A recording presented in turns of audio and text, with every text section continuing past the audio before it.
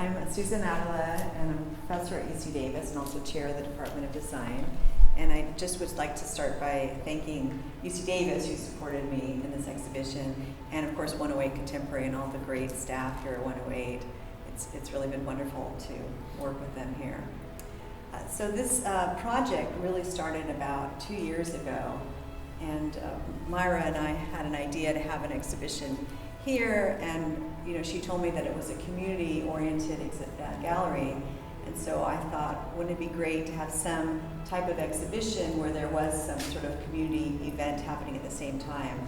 And I was starting a project around women's cardiovascular health, and it made sense to have something like that where we could also have screenings or something taking place. And it's been great that St. John has come on and partnered, and I'd like to thank them because it really sort of made my dream more of a reality. So I, of course, you see a lot of red here in the gallery, and I started this project because the red dress is the symbol that's used by the American Heart Association Go Red for Women campaign and the National Institutes of Health Heart Truth campaign. And both these groups use a red dress to promote awareness of women's cardiovascular health, which is the #1 killer of women. It kills more women than all forms of cancer combined. And yet I was always surprised at how few women knew of the risks of heart disease, and even knew that the red dress was the symbol. They've been using this symbol for more than 10 years.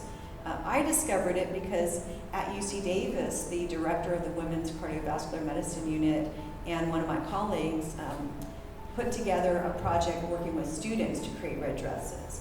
And so I watched the students making these red dresses, and I thought, wow, I didn't know that heart disease was so important. And I asked my mother, who had a master's in public health, and she didn't know that the red dress was the symbol to promote awareness for women's health. And I thought, there's a disconnect here, a problem.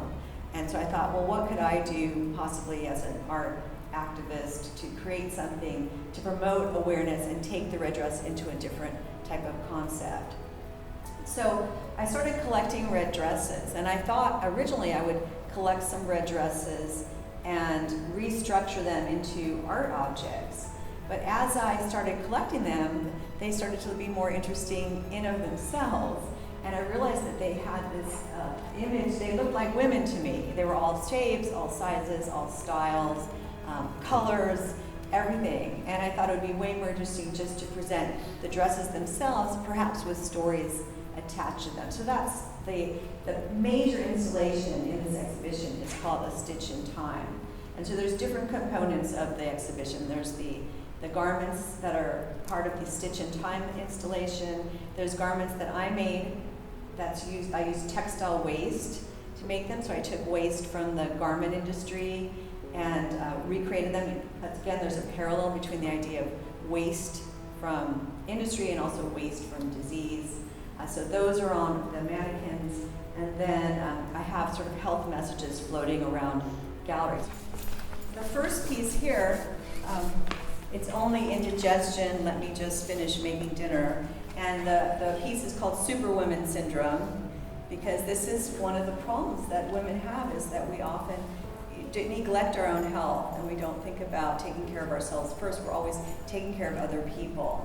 And the fabric here, it's a red, it's cotton voile, and basically I started with white cotton voile and I made bags because I needed to dye some, you'll see later, some thread and some different fiber elements, and in order to dye them I needed to make a bag that they could be put in the dye bath. So these were actually the bags that I used to do my dyeing, but then when they were finished they had these wonderful sort of stains and shapes, and I thought, well, that kind of looks less like worn, and so I opened up the bags and then pieced them together and created this hospital gown.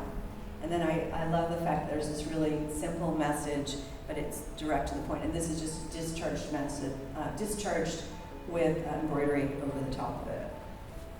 Okay, so each rack has several dresses on it, and these are all dresses that I collected in a variety of thrift stores, or they were donated by friends, or different people started to find out I was collecting red dresses. I would go to, anywhere I went out of town, I'd say, well, let's go to the thrift store. I remember one trip to Portland, Oregon, and I came back with 2 suitcases full of red dresses. There's no estate tax in Portland, so that was a good deal.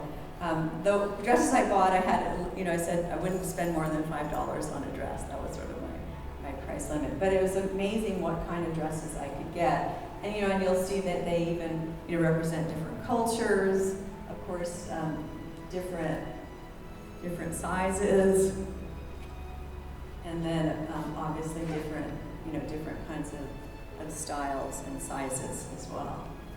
So each dress has a hang tag with a story, and there's some of the stories are stories that women submitted to me that are either memorials that they knew a woman who passed away from heart disease, or there's stories about women living with heart disease, or they just they knew a really great woman, somebody that they really admired. We call these women with heart, so just someone really fantastic. So there's these type of stories. There's also some stories scattered throughout that are women throughout history that were really wonderful women, so we acknowledge them. And then a few of the tags have green writing, and those are proverbs. Okay, so this one says, eat to live, not live to eat. And these proverbs are scattered around. There are all these health proverbs. And then a few have red writing, and they're facts about heart disease. So, for example, this one says, heart disease is a leading cause of death for African American women in the United States. So the idea is that you can sort of shop the dresses, as you look through them, and then you can read the stories that are attached to each dress.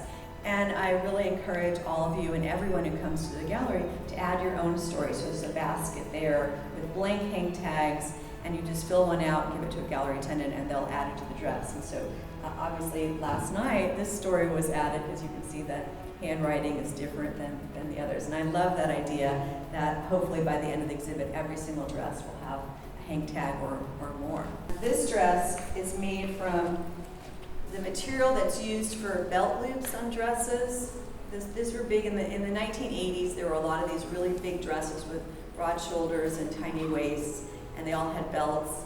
And so this belt loop material, my landlady, she was a big fashion designer in the 80s. She had a big company in Oakland, California. And so she had boxes and boxes of this material that she was throwing away. And so I collected. I'm kind of the person that collects everybody else's waste. Like, you're throwing it away, I'll take it. And so they were all different colors, and so I just dyed them all in red dye bath, and that's what those bags in the beginning were used for. And what I loved was they really made me think of veins, and I added some blue threads in there to give that feeling of veins. And these garments I think of as garments of dis-ease, that they're meant to be a little uncomfortable, and what if we could visualize something that was invisible? Because that's one of the issues with heart disease is you don't see it. You don't see it until it's too late. And so what if you could look at something and there was something a little uncomfortable about it, or something that maybe portrayed the idea of disease? So that's where this idea came in. And to create my materials, I use a fabric called Solvay, or polyvinyl alcohol, PVA, which dissolves in water. So I can sew materials onto it or sandwich materials in between it, stitch it, and create a new fabric structure. So that's how I create the fabrics for something like this.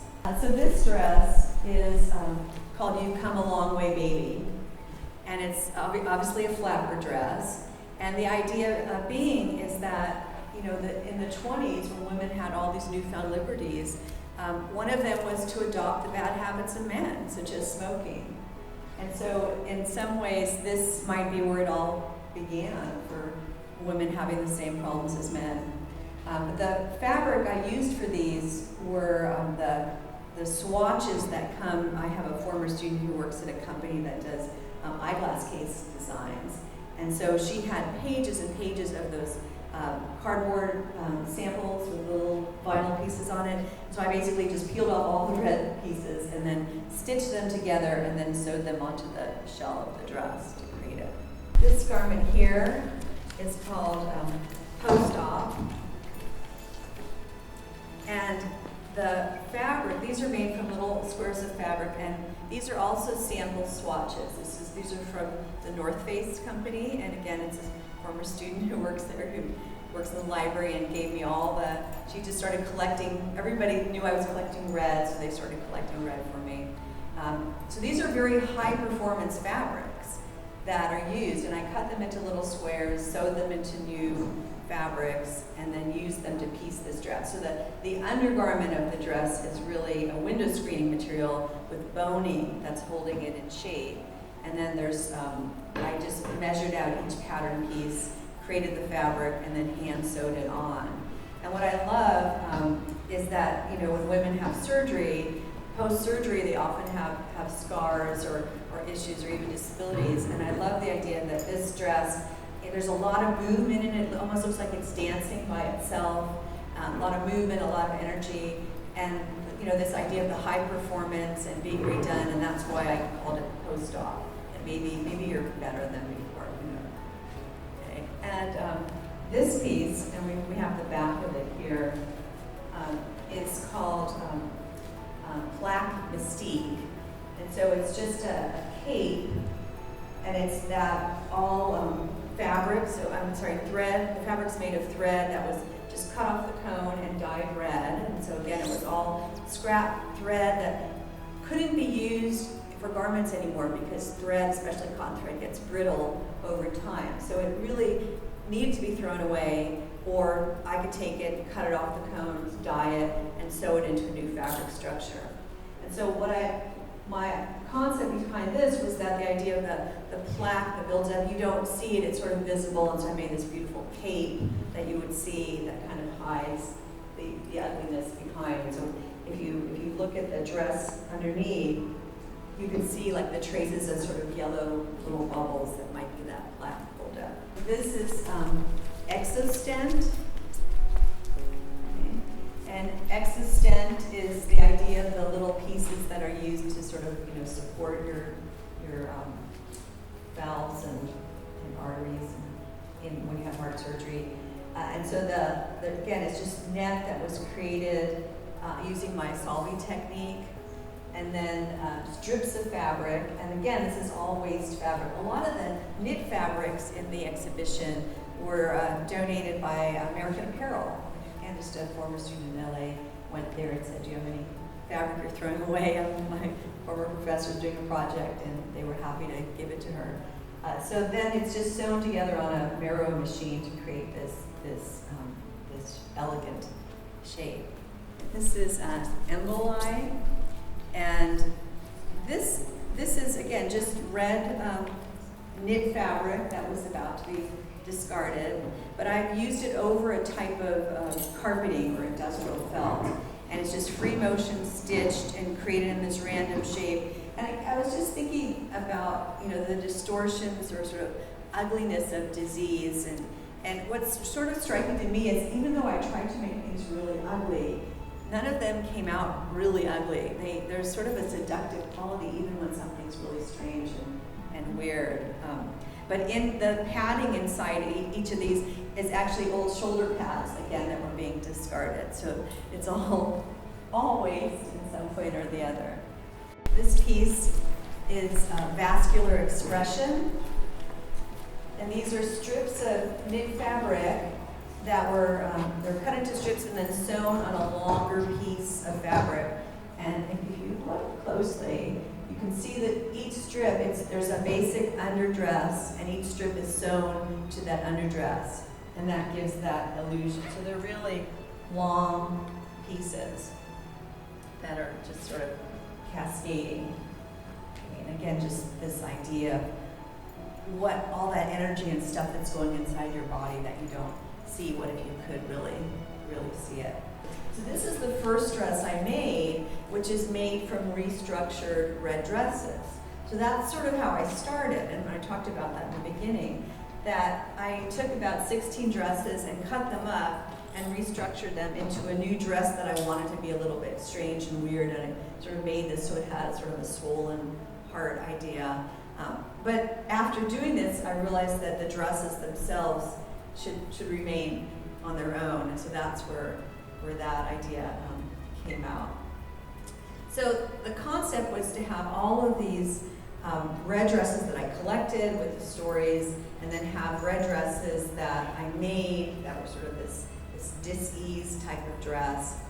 And then they would all be on the floor of the gallery, but then floating around the perimeters would be clouds of information. And of course, it is a big pun on the information cloud that we all know about. We all think, maybe we don't know what it is, but I thought, well, what if this is what it was? You know, some net, we talk about the internet, and of course my nets are a great metaphor for the internet.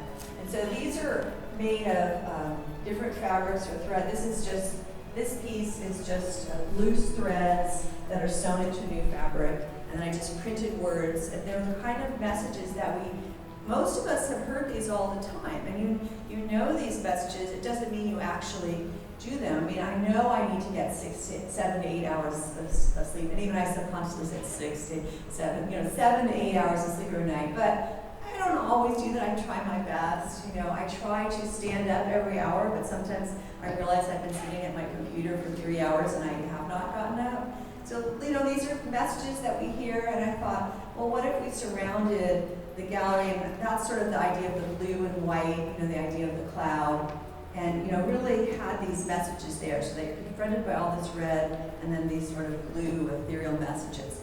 So this one is very bold, but this piece is a little bit more subtle. So these are just nets and embroidered on, they'll see like brush and floss your teeth, forgive and forget, relax, tango paz. So there are messages that come out that, they're sort of subtle but not so subtle, and the idea is that there's these floating information clouds. And certainly these three pieces, so this piece, this series, is the same type of messages as that blue net piece, which is called Tag Cloud. And these have these kinds of messages. So these are information clouds. There's version 1.0, version 1.1, and version 1.2. And some of them have extra writing on the back. And I did a shibori dye process on the background to give the cloud shapes, and then just dyed some of the keywords so they would stand out a bit more. The very beginning was thinking about my own health. And I was about 40 pounds overweight, and I thought, okay, I'm gonna work on this. And I took off about 10 pounds, and then couldn't do it on my own. I joined Weight Watchers and took off the remaining 30 pounds. But somehow when I did that, I guess my internet searches must have been very much diet related, because I found that my spam messages, my email messages, were coming in all about diet. It was amazing. And even to this day, as of this morning, I had over 850 spam messages that were related to diet. And so what I've been doing is I've been collecting those and saving those. And so I have, for example, I have this book, Subject Diet, and they're all subject lines from my own emails, such as your fat doesn't stand a chance, achieve your goal weight this month, who says you need to work out to lose weight, enjoy that cheeseburger and still lose the pounds. And so this book is all these kinds of messages. This book called Diet Spam has actual messages, safer, healthier, and more effective than crash dieting. Researched by nutritionists, recommended by TV doctors, used by celebrities around the world. So I found, this was so funny. You'll lose weight so fast you'll think your scale is broken. So I, rather than being upset about these spam messages, I thought, well, this is great fodder. And I have historically used a lot of spam messages in my artwork previously, because I like to explore perceptions of contemporary culture and what's better than our email that comes in all the time. And then to round out the diet books, I have an actual diet diary with pages of my own meals for several days, so if you're curious what I actually eat. And then I have some books. I have Thought for Food, Volume 1 and 2, that just have words that are related to food, such as mouth-watering, yummy, unappetizing, tasteless, things like that.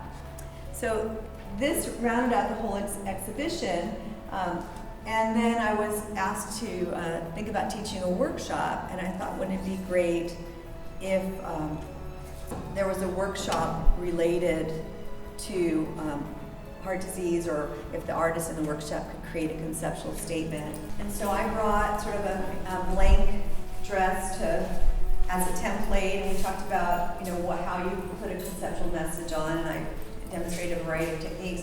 And basically the artists in the workshop had 48 hours to put these together, and some of the artists are here, so I think it would be great if you, can I put you on the spot and talk briefly about your dresses? Yes, please. Yeah. Okay. So Cheryl, you want to start?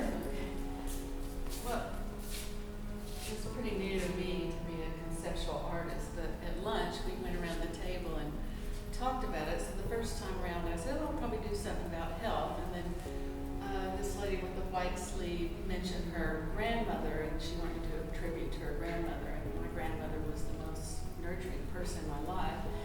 And then I said she liked to make clothes, and then she made our dolls clothes that matched our clothes, and she loved to cook, and then she'd sit us in her lap and read The Little Engine That Could. So Susan said, well, you could put dresses on your dress, and you could write The Little Engine That Should. So that was my go.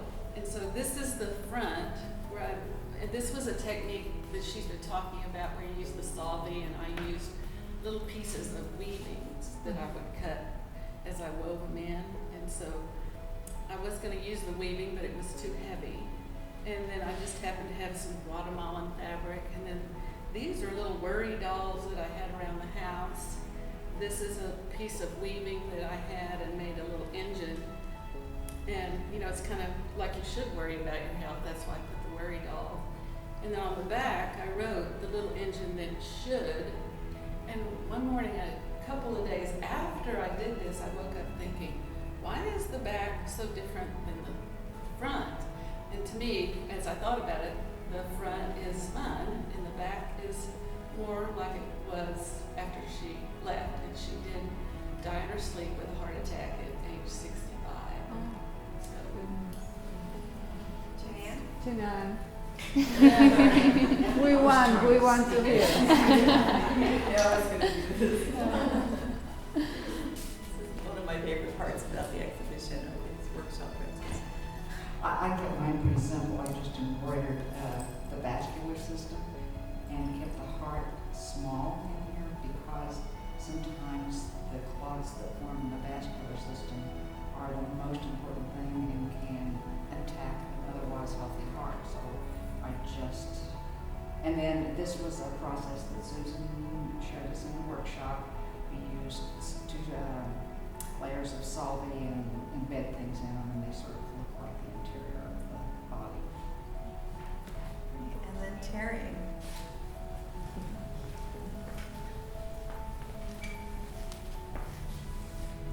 Well, I too liked her salvie technique. I was interested to learn that. So I used scraps from my artwork, the pieces that are left after I serge. I used my serger and rolled the edges of my silks. And I made a veil. So I was decorating, putting this veil of beauty over my dress. But then on the inside, I kind of blitzed it up a bit, or for me, it's blitzing, to show that maybe we need to spend more time working on the inside than the outside, and decorating the outside. So that's pretty much it, just paying more attention to the inside. So then the very last component of the exhibition is actually way in the back, and there's a rack of, you probably noticed, just empty hangers. And of course, that's meant because 1 in 3 women will die of heart disease. So the hangers, there's 2 red hangers and 1 black hanger, and the piece is labeled "Removed from Stock." And so I'm hoping that with this exhibition and with the addition of health screenings right here in the gallery, I mean, how convenient is that women will pay more attention to their heart health and maybe tell their friends and share their stories, and maybe it will